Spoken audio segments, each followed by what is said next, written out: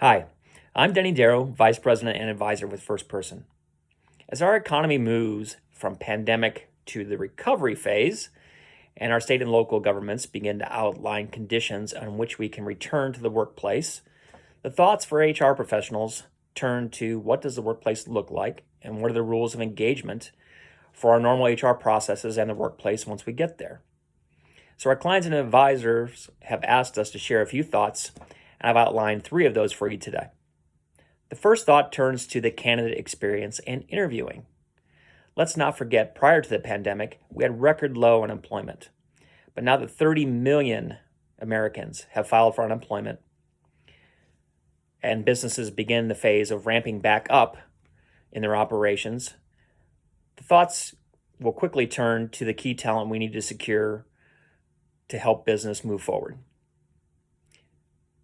As you conduct those interviews, many of you had already moved to LinkedIn, Zoom, or other video conferencing choices that you may choose to conduct those interviews.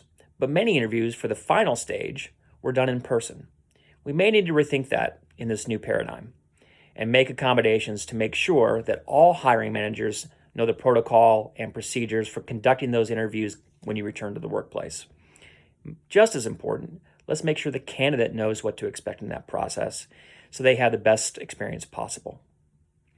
Once you hire that talent, you're going to do background checks and drug screening.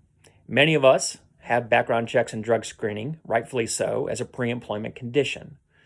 However, given the current situation and the status of labs backed up on testing, we may or may not be able to get those results in a timely manner. And when we're competing for top talent, we don't want to wait. We want to move quickly. So consider making accommodations to your normal procedures and maybe make those as a condition of employment once they're received. That offer letter that goes out, you can put that in the offer letter to say, we're going to make this offer contingent upon the successful completion of a background check and pre-employment drug screening. Third, now that the talent is on board, what's their onboarding look like? What does that experience look like? As a new hire, it can be very, very difficult and hard to connect with your new peers when you're not in the workplace together.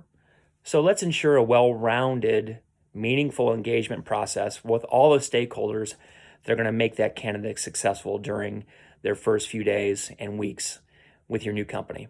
It'll make it go that much easier.